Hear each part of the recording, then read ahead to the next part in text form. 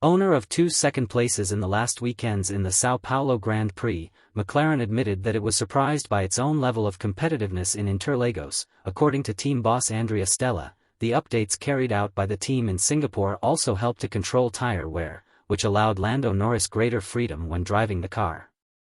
I think overall we are gradually understanding the fact that after the Singapore updates we have also been able to improve our ability to control tire wear. Now I think we have seen that enough to say it is a consistent pattern.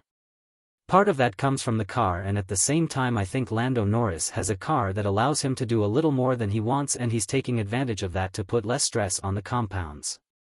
In Stella's opinion, the characteristics of the Interlagos circuit indicated that McLaren would have more problems than the weekend actually presented. Suffering in the low-speed curves, the English car managed to compensate for the deficit in other sections of the track, and Norris completed the dispute just 8 seconds behind the winner Max Verstappen. Considering the strengths and weaknesses of the track, I would say we were surprised to be competitive. This follows a trend of surprises in Mexico, and even in Austin, we thought it would be more difficult. We were very fast in turns 6 and 7, the fastest ones, in 11 a descent to the left, and even in turns 2 and 3, in the low-speed ones we see that we still suffered a little. Luckily there are enough medium-speed curves to compensate for what we lost during the downturn. Finally, Stella explained that the gains in lap times were already predicted by McLaren in the simulator, but it was not possible to specify how much this would translate into an advantage on the track as the other teams also improved their sets.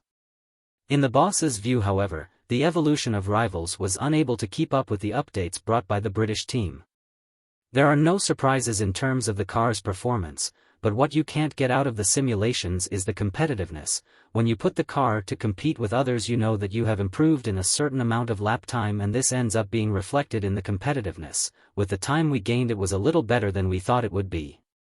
So I'm not sure why. It could be that the improvements in the lap times of other competitors were smaller, but it seems that we took a step and other competitors just took a smaller step. The car behaves as expected, but the competitiveness was beyond expectations, concluded the head of the McLaren team.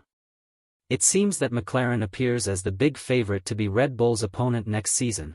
Could we have a duel between Max Verstappen and Lando Norris?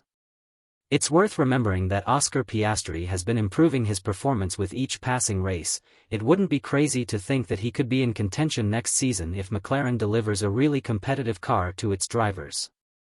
Do you believe that McLaren can face Red Bull in 2024 in the title fight?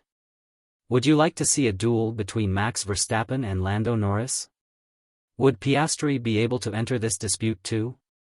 Leave your comment below. We want to know your opinion. Don't forget to subscribe to the channel and like this video.